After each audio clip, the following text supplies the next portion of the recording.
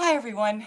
This is a short talk about different kinds of ancestors, blood ancestors, other than human ancestors, land spirits, which are ancestors that live in places in nature, and stellar ancestors. Um, I'm Marissa, and this is Celestial Tree, my Facebook page. So basically, I want to talk a little bit about I'm going to be mentioning some things about traditions, but what I'm really going to be talking about is how these things show up in the lives of people who may or may not have a tradition, who are Western people who are trying to bring this back into our lives. Hi, Kirsten. Hey, Jennifer. How you doing? Thanks for being here live. So I'm just going to begin by just asking for a little help.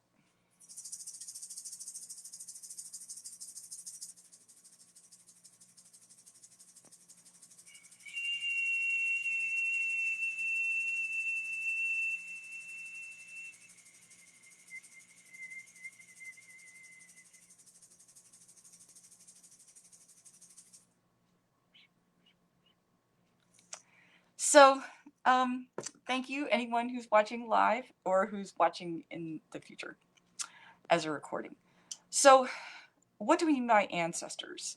Ancestors, in some ways, is the most universal and, in some ways, the most accessible spirit helper in animistic practice.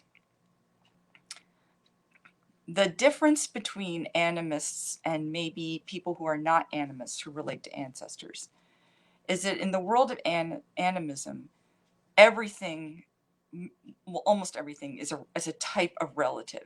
And there are different ways of looking at those beings and relating to them according to the tradition that you're part of. So it's possible, like scientists, to not only have human blood ancestors, but to have cultural ancestors who are human, to have other than humans that are ancestors, like animals or plants or places in the land. Sometimes you see this with clan names in different cultures. It's possible to relate to ancestors through places in the land. Like there are different words for that. There's a word in Quechua called Aukikuna, and it means a nature spirit, but it can also mean an ancestor or like a blending of an ancestor with a nature spirit. So like a very evolved ancestor might go to a place in nature and it becomes like sort of like a holy place, like a sacred place. At the same time, also, there is a an idea that besides these other than human ancestors, which can take many, many different forms, as many forms as there are things that aren't human, there's also the stellar ancestors. And the stellar ancestors are the people who believe, and this is not just a modern Western thing, there are indigenous cultures who believe this, that their ancestors came here from another planet or another star or that sort of thing. And in some of these traditions, like there's a culture that believes that they come from the moon, so they show their babies the moon, especially if their babies have trouble sleeping, and they say, this is the moon and you're going to go back there one day. So it's a way of like relating to the moon and nighttime as a friend. So it has like a practical value, but it also has a spiritual connection at the same time. So the first part I'm going to talk about is a little bit about what it's like to relate as a Western person who may or may not have a tradition to your blood ancestors. Now, one of the things that was really useful to me was when Daniel Four and Martine Prechtel and Christina Pratt and some other shamanic teachers started talking about the difference between ghost energy and blood ancestors. And this is the idea that some ancestors complete their journey to the land of the dead and become what they call ancestralized, or merged with the other ancestors in a very powerful way. They can still have a type of individual consciousness, but they represent like a group of ancestors or a line of ancestors. And these become very powerful helpers. And they may stay in the other world, or they may come back and be reborn as descendants within the same bloodline or within another bloodline. They may even come back and be part of nature, as I've mentioned before. So these ancestors, the well ancestors, as Daniel 4 calls them, are the ones who make, in my opinion, the best ancestral guides. Since we as Westerners don't have a tradition of working with the dead in a helpful way, that's not universal. Some people are actually taught this by their families and they've done a good job. So they may not have a lot of ghost energy.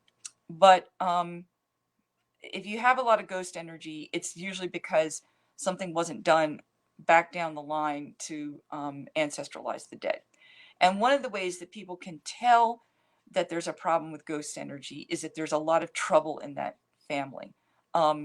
Repetitive ancestral traumatic patterns, addictions, violence, other types of sort of bad luck. In the Scandinavian traditions, there's this idea that your luck gets sort of like handed down to you, almost like a form of ancestral karma. And there are some other traditions that believe something sort of similar to that. So the useful thing for me was making a differentiation between ghosts and ancestors. And once I was able to do that, and once I was able to create practices that separated those two, and that allowed me to directly connect with the well ancestors, my ability to work with ancestors went into the stratosphere. I mean, like all of a sudden I was interested in ancestors, and I hadn't been before then. Kirsten, the entire Western culture has massive ghost energy as a collective. So I appreciate your talking about this and your wisdom. Oh, thank you. Yeah, I mean, I agree also, because we have this belief, thanks to Christianity or atheism, that the dead just take care of themselves. Either they don't exist anymore if you're an atheist, or they go to heaven, and end of story. And there aren't many cultures that I've come into contact that treat the dead that way.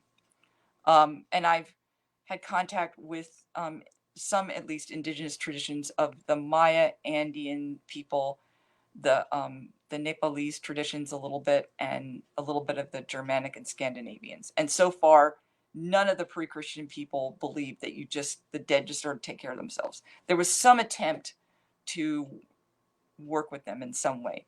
Maybe the Germanic Scandinavian one was a little more laid back than others, but definitely some attempt to ancestralized. I like what you just said. We think the dead came from. Oh, thank you. Like, just to give you an example of how bad this can be in a traditional culture. The Maya have a very strong practice with ancestralization. And in fact, they use the Mayan calendar. And there's a day in the Mayan calendar called Ahau, which is the day of the ancestors. And Kenneth Johnson, who is on Facebook as Jaguar Wisdom, said that when he was living, and he lives from time to time in Guatemala, and he says that when he does live there, he says he can always tell when it's an Ahau day, because the copal braziers are like going like crazy in the graveyard, and people go down there to the graveyards, and people will go into deep trances communicating with their ancestors. So not only is there offerings and tending going on, but the dead help the living negotiate through life. There's also an idea that the dead are reincarnated into the same family line as the living. And there was an interesting article where, hopefully I'm getting this right, not misrepresenting this, but where the young baby was actually called the one who has sprouted again, like sort of comparing it to corn. When you plant the dead corn seeds or the dried corn seeds in the ground, and they come back to life as the new plant. So it's a very powerful idea that working with the dead, whether it's Dia de los Muertos or, the other rituals that are around the world, is a way of continuing life. Like what you said, okay. Um, the other thing is that um, in my life, it has become very imperative that I work with healing the ghost energy. Now, the ghost energy is the tricky part. So, when I first started out with this, the simplest practice I did was to go back down the ancestral lines until I found an ancestor that was powerful enough and well enough to basically keep the ghost from bothering me. And so, for my mother's line, because there had been a lot of trouble, this was an Anglo-Saxon woman. So it was a very ancient ancestor, and I dreamed of her. And what I had done was I had put ritual objects around me from my medicine bundle that represented the land of the dead, and intended to journey. And instead of journeying, I fell asleep and I had this dream where I met this ancestor. And at the time, I didn't know anything about ghost energy. She was just somebody who taught me some things about the stars and taught me some things about. Um, she was like a gatekeeper. She would hold the door to the other world, so that I could go in and come out successfully. And for a while, that was sort of her job. Now later, she became an ancestral guide who very much helped me understand herbs. And I'll give you an example. I was trying to learn about the 9 herbs, the Anglo-Saxon herbs, plantain and mugwort and some of the other ones in the 9 herbs charm, which is this famous medieval thing from Anglo-Saxon stuff. And it was just like it wasn't going anywhere. And she brought me to my attention some indigenous plantain. I live in the subtropics in Florida, and she brought this plant to my attention, and then she began to teach me a little bit more about plantain by giving me experiences where I would accidentally find something about it in a book or read about it, and it made it more real and understandable in a way that just reading the charm, just I couldn't get it. So one of the ways that people work with their well ancestors, besides making offerings to them, which can be just as simple as lighting candles or leaving out a bowl of water or a glass of water for them, or like in the case of my ancestors, they like tea or coffee, so I put out some coffee for them in the morning. That's part of my morning coffee. One of the powerful things that can be really helpful about working with them is that they can help connect us to traditional knowledge. And when I now, and in the native cultures, this is very obvious. Everybody knows that they connect to the traditional knowledge.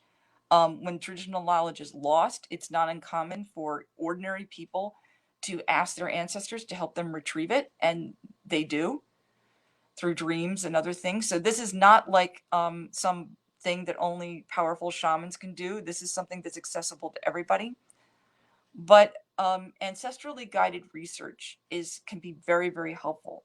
So if you take the offerings that you normally use to your ancestors, like if you give them food or candles or prayer or water or whatever you do, and you set those same offerings up, and then you say, please help me with my research. I'm trying to learn more about the old ways of doing fill in the blank thing.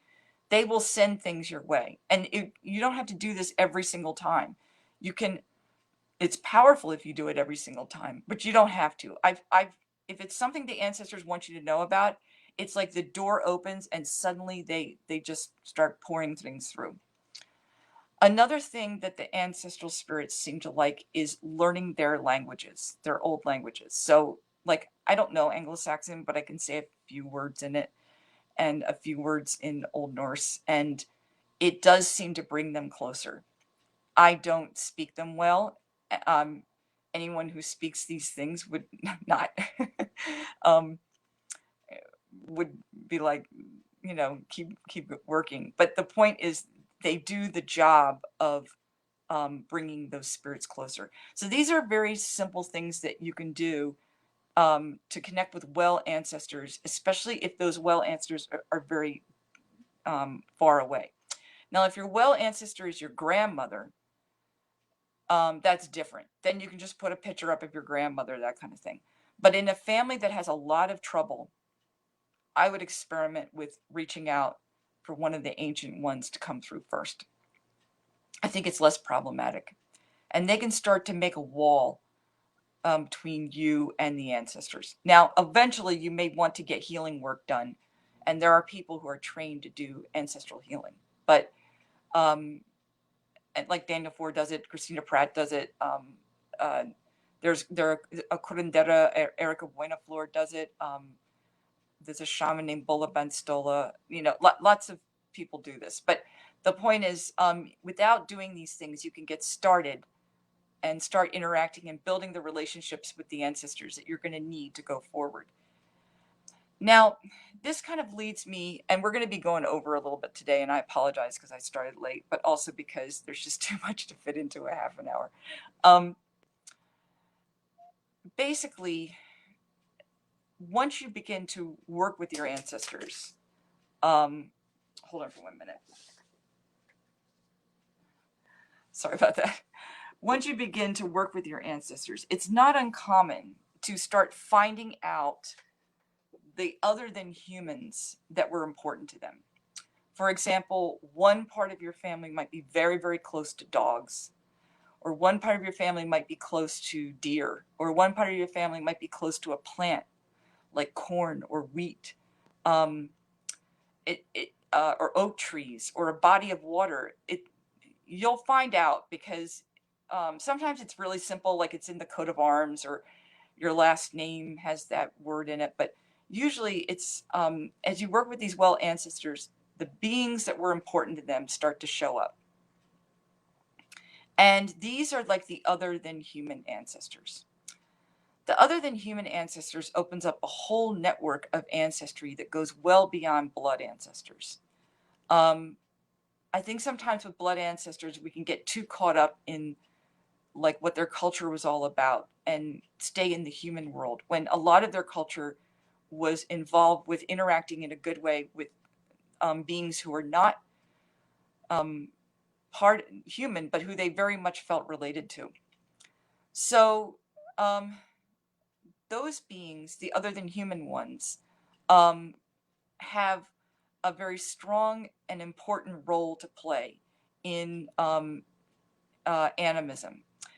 And these are like looked at as relatives, not as not as important animals or important spirits, but as actual relatives. So you relate to them in a certain way. So these ones may show up sometimes as either totem animals, spirit animals. They may show up sometimes as like guardian spirit animals. But usually they have a very strong and empowering presence, a very loving presence. But they can also be very strict.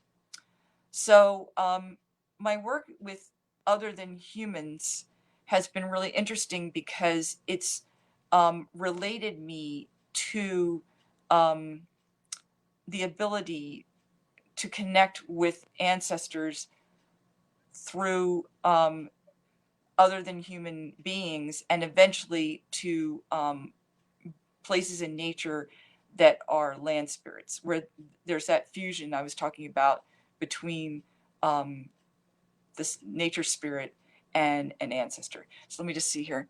Do you think that sometimes the other than human spirits can help with ghost energy? Yes. In fact, sometimes if I'm working with a really tricky issue with ghost energy, instead of calling on the well human ancestors, I'll call on the animal associated with that bloodline. And I've had a lot of success with that. Learning about that animal, doing good things for that animal can be very helpful. If the animal doesn't live in your like neighborhood. Now sometimes the animal is not the most powerful animal in that culture. And I'll give you two examples. So In one example, my sister, who also works with ancestral helping spirits, had was connecting with one of our Scandinavian ancestors, and she saw him being connected to the bear. And the bear, it turns out, is very strong in Scandinavia and a very powerful, other than human relative. I was working on another bloodline which was connected to Britain and had a strong connection to horses, which is not unheard of in Britain, but also to a heron. Now, I'm I think there are herons or at least cranes in Britain, but heron is an animal that is in my environment because I live in Florida and it's very marshy here. And it turns out that heron at least has some contact with crane and things like that in Britain because it's a little bit connected to some druid paths. So it was interesting for me to find out that there was like a connection between my environment, which is very different from Britain, and the environment of some of my ancestors. So sometimes the other than human ancestors that will show up are ones that are there to kind of connect the dots between where you live and where you you're from. So now I want to talk a little bit about land spirits. Land spirits are some of the most powerful ways to work with helpers. They're basically illuminated nature spirits. They're at their most dramatic form, they're sacred sites. And there's a great tradition cross-culturally in many places of holy people saying, when I die, I'm going to go to this place, whether it's an already established sacred site or one that hasn't been made yet. There's an example that Joan Wilcox talks about, a famous Andean Paco or shaman who said he was going to go to this particular mountain when he passed, and they were able to do these little tests, the other Pacos were, and that mountain is now an Apu, which is their word for like a mountain spirit. So there it's like a blending of the powerful spirit of the mountain plus these evolved beings who go there. So that's like a very powerful version of a land spirit. But there are lots of places there are not land spirits. For example, one that I spent a lot of time with was in my neighborhood is a place called Hudson Bayou. And if you live in Florida, like it's just wetlands all over the place. So it's either like bays or rivers or marshes or these little bayou things that are on the coast. And this one was very powerful for me. And I later found out that it's not too far from a burial mound, which has a condominium built on it now. But the burial mound still has power. And the bayou, from its closeness to this, was able to sort of talk to me and communicate with me through dreams and through other experiences. And it got me started on a path of going to visit the burial mounds and make very simple offerings. I didn't do ceremony there, except maybe to open sacred space a few times and leave an offering. But I was going there to these places. And my sister came there also. And these holy places, these burial mounds, were like a really powerful way to work with the power of a tradition without being in a tradition. And they did help me before I was lucky enough to connect with a tradition. The other thing that happened was this bayou became a great teacher for me. And all the plants and animals associated with it became part of my dreaming life and my animistic practice, including the red mangrove, which is a plant that is in the water at the banks of that bayou. So one time there was a march where we were marching to stop a fracked natural gas pipeline. And we had to yell, and I was trying to do it without being angry. And usually it's like sort of outrage that fuels my ability to yell. And we had to be louder and like have stronger voices to keep up the energy. And because I had spent so many times making offerings to these red mangroves, When I got to this one part of the march, which was not far from the bay where the red mangroves were, the spirits of the red mangrove came to me while I was yelling, and the ancestors from one of the nearby burial mounds just sort of gave a little tiny bit of a blessing, and it changed everything. Where on the way back after that experience, we were still marching, and some people were very angry at us for protesting against the pipeline, and they started yelling at us. And I was able to detach and just see it with more compassion than I would have if I had just gone down there in my normal egoistic, outraged kind of place. So this is something that the ancestors of the land can do. That's very powerful. That is worth pursuing, I guess, and being involved with. Oh, thank you. Well, you like my experience with the mangroves at the march. Yeah, like these things are spontaneous. You never know. It's like sort of investing in something. You never know when it's going to pay off, but it paid off at a time when I really needed it to. And it was like the earth, you're trying to do something for the earth, and the earth is kind of trying to do something for you. So it's like a very reciprocal relationship, which is also incredibly important in uh, animism. So now the next thing I'm going to talk about with with ancestors is um, stellar ancestors. These are basically other than human ancestors, but they kind of deserve like there's a special sort of class because they're ones that are misunderstood in our culture and are looked at as being like UFOs. So unfortunately, we truly believe that we're the ones who came up with UFOs. When some belief in stellar ancestry seems to be pretty ancient. Um, Now, sometimes the stars have different, like sometimes they're deities, or sometimes they're beings. Sometimes they're where humans came from in some cultures. Um, One of my favorite stories is about this Indonesian group, which basically has these very elaborate burial practices, and they make their houses like in a sort of fin shape, the roofs, and it's supposed to represent the spaceships that their ancestors came to Earth with, and also the boats that they came down the river with. So it's a very beautiful, and they also believe that they will go back to the Pleiades when they die.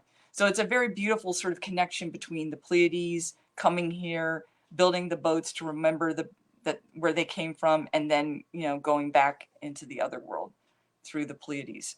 Um, the Andean people believe in something called your guiding star, which is a portal that you incarnate into a body. Your spirit has to come in through a star, and that star becomes like a type of guide for a person.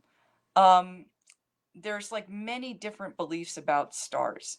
So I'm just going to talk a little bit about how Western people who don't have a tradition have worked with them. One of the nice things about the Andean path is that nature is front and center. So one of the things that you're taught to do when you start working with that path is to pay attention to which nature energies you feel the best around. And sometimes this is called sourcing. So I began to notice, and I began to run into other people who had the same experience, that I source from stars. It's very important for me to go outside at night and see the stars. So I track the stars throughout the year to see which ones are overhead, which ones are very visible, which ones are harder to see, that kind of thing. And certain ones are very powerful to me. Now, the other thing that's interesting about these stellar ancestors is that usually people who source from a thing have an affinity, an ancestral affinity with that being, that nature being. So um, I would say that there's a good chance that I have an ancestral affinity with star energies, and some people do. Now, in the modern world, we call this being, I believe this is part of what we call being a starseed, but I don't want you to think that that's the only time that people feel an affinity with star energies, because I don't believe that that's true. So with the stellar energies, there is a feeling of that you are basically here, but at the same time involved with something that's bigger than just your life here on this earth. So it's not meant to escape from Earth. It's meant to be larger than it. So there was a time when I was working with some of my stellar ancestors in a divination, and I went to the beach, and I had this amazing experience at night where I could see the Milky Way, the ecliptic sort of making that kind of X that it makes in the summer where I live, and at the same time there were shooting stars. So it was a very powerful and helpful moment in my life where I really got the feeling of I'm on this earth, I'm in this solar system, I'm in this galaxy, the Milky Way, and if I turn around and look in the opposite direction, I can see Andromeda, the Andromeda galaxy, and I can see I'm in this universe. So rather than feeling like um, I'm using UFOs or something to not want to be here on this earth, it was very much, the star energies made me feel very much a part of the earth. So I just, if you think that working with stellar ancestors is going to make you escapist about nature, it really doesn't have to be that way. It can be very powerful. So before we finish, I just wanted to basically try a little experiment. I'm just going to do a guided journey real quickly. Every time I talk for a while, I wind up coughing, so thank you for your patience. So if you're in a place where you can journey, or just at least close your eyes, great. If not, just come back and do this later when you're feeling a little better and in a better place to journey, because this is in the middle of most people's workday. So what this journey is about is connecting with other than human beings. Now, one of the important things is that right now in the Northern Hemisphere, a lot of animals are involved in their migrations, or they're starting their migrations, or they, there's a lot of animal energy and activity going on right now, because this is the height of the harvest season, which is true of the wild plants as well as the cultivated ones. So this is a way of connecting with the spirit of, and this is also affecting the energy of trees. The green growth is really powerful right now, and we're going to be doing a little bit of a connection through that. Sorry, I got mixed up. I'll do a clip for the animal one. I'll put that as a comment below from my Patreon if you're interested in checking out the animal migration one. This one is basically about connecting with a local plant that connects to the plant spirits of your ancestors.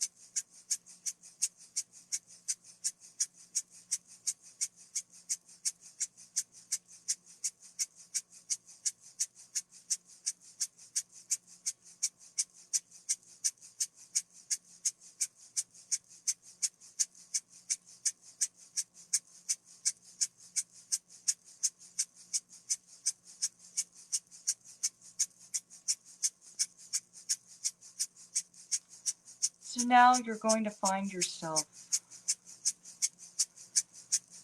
connecting with your most powerful, spirit helper. It may be a spirit animal or a teacher or a deity.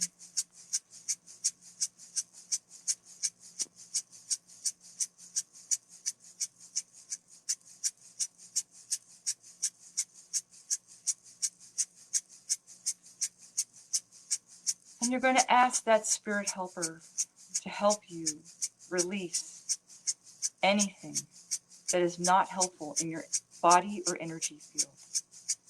It can be anywhere in the universe, but not there. And just allow it to go.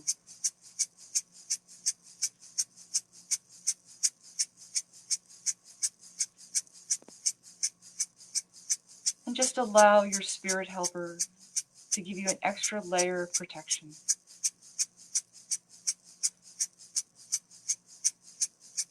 And you may either go somewhere or these places may come to you. Whatever feels safer, either is good.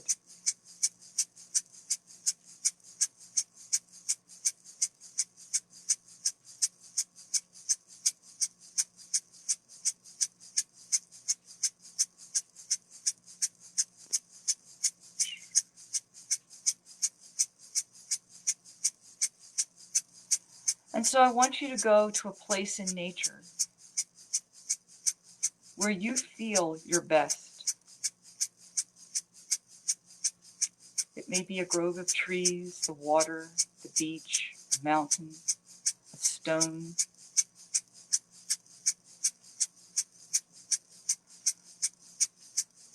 A place of red dirt or sand.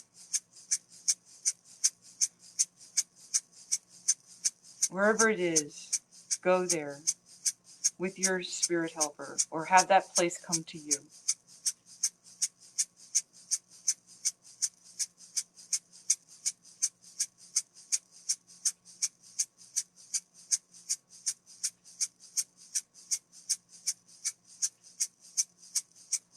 And now we're going to spend a few moments just tuning into the energy of this place. How does it communicate with you? Do you feel something? Do you hear something? Do you see something? Do you just know?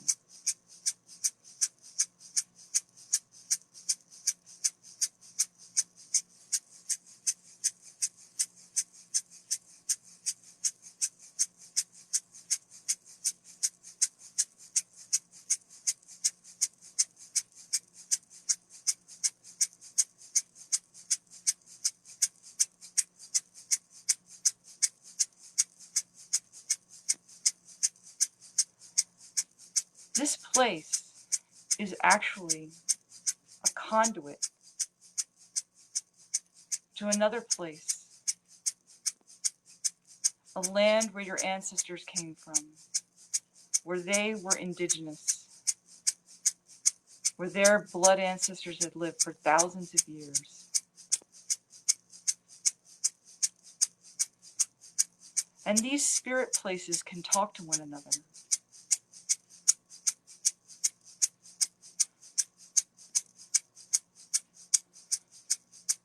And that place, with those good and helpful spirit helpers that lived in the land,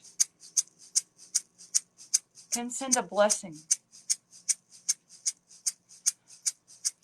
to the place you are right now.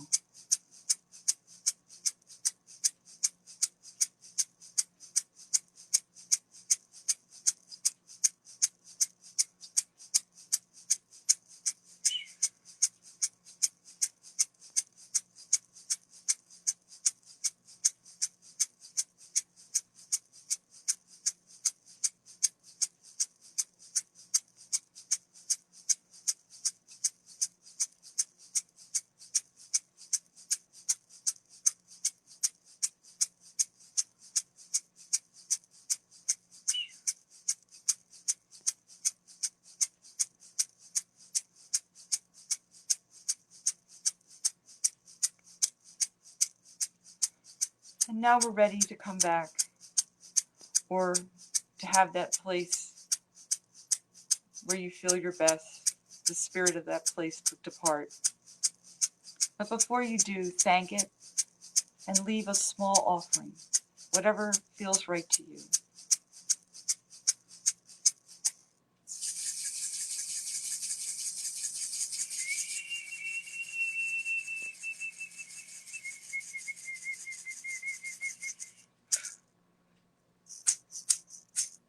And when you're ready, just open your eyes and come back into the room. I like to rub my hands after any kind of journeying because it just makes me feel like I'm back in my body again. And if you have a lot of energy for some reason, you can put the energy on your legs and let the energy just drain out your legs. Or if the energy feels really good, you can put it on a part of your body that needs some extra energy. So that's pretty much what I wanted to talk about today. Just to give you a little bit of a sense of these different ancestral energies, how you can work with them as a person who is not connected to a tradition, or who's trying to understand your blood ancestors' traditions, and sort of where they can show up. I'm going to be offering some classes in the fall about working with these different types of ancestral energies, and I would love to see you there. If you think you might be interested, I'm going to be making announcements about these classes on this page, on my Patreon page, and also on my YouTube channel. So I hope all of you enjoyed this. I hope you had an okay experience. Kirsten says, wonderful shamanic journey. Thank you. Oh, good, good, good. And I'm really, thank you so much for putting up with a much longer talk than I thought it was going to be. So now I'm going to go ahead and thank my spirits.